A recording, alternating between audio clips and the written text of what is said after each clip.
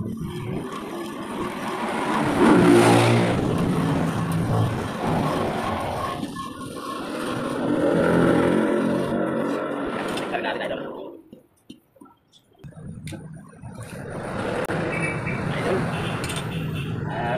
na.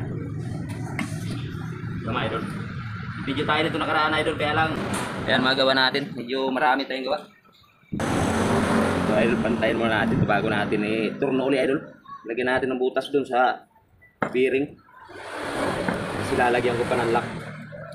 Kaya pantayin ko muna ito para pantay yung kain ng turno natin dun sa bearing. Si idol. Tapos adjust.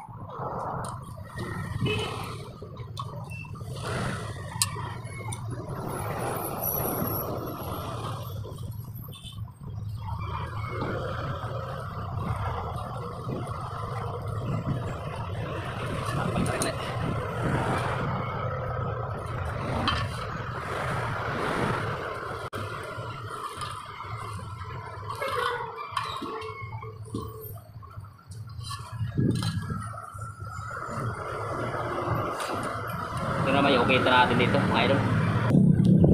Idol kailangan natin itong butasan para hindi mangatog yung propeller. Kailangan natin ito.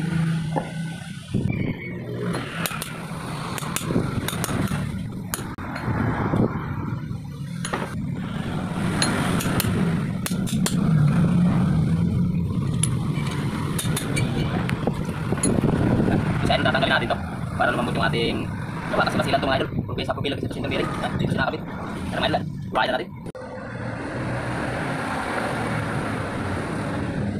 para ilalabas yung ating gawa. Wala mga idol, tanggalin natin yung pinakagit yan.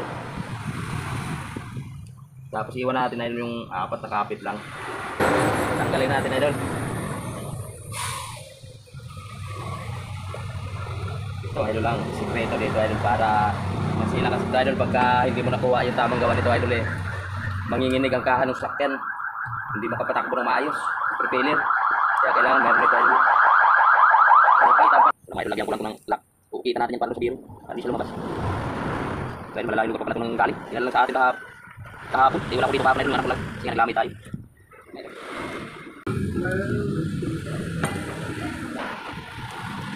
Dito naman sa housing.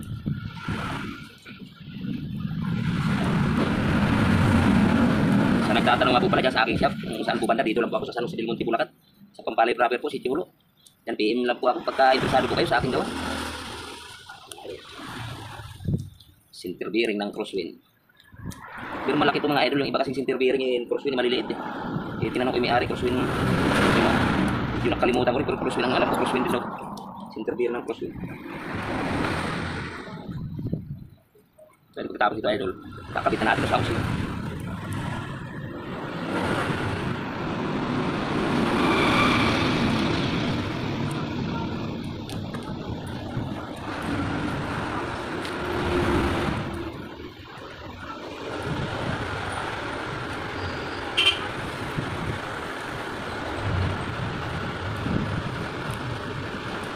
Sukat natin idol.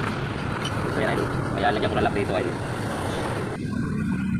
Malaki pa idol, nagawasan natin ito.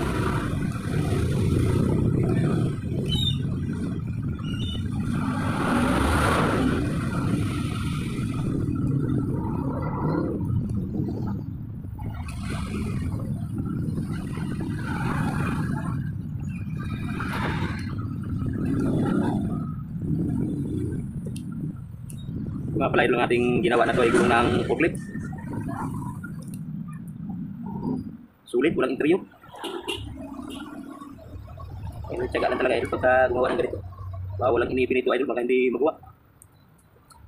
Kailangan talaga tiyaga para magkarao sa araw-araw mga idol.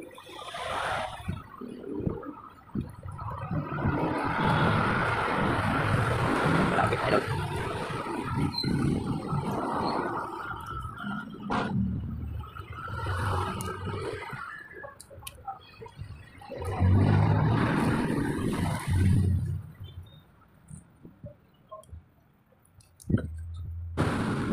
Hindi bawas pa mga idol. Medyo masikip pa. Hindi na natin skipan ang turo to kasi yung nasa ano, maglaro siya.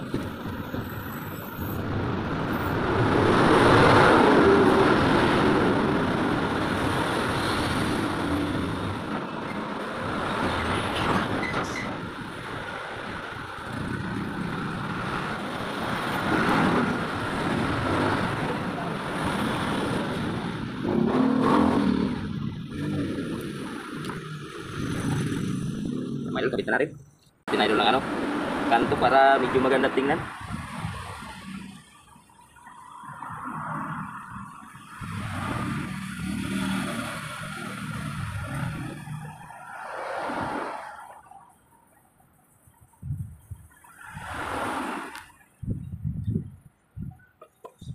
Mukha ka. Ito na mga idol, kabit na natin. Para lang tayo nito nag-organize mga idol.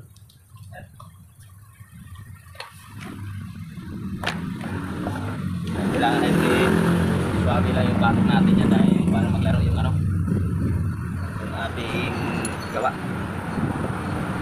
May laki na idol.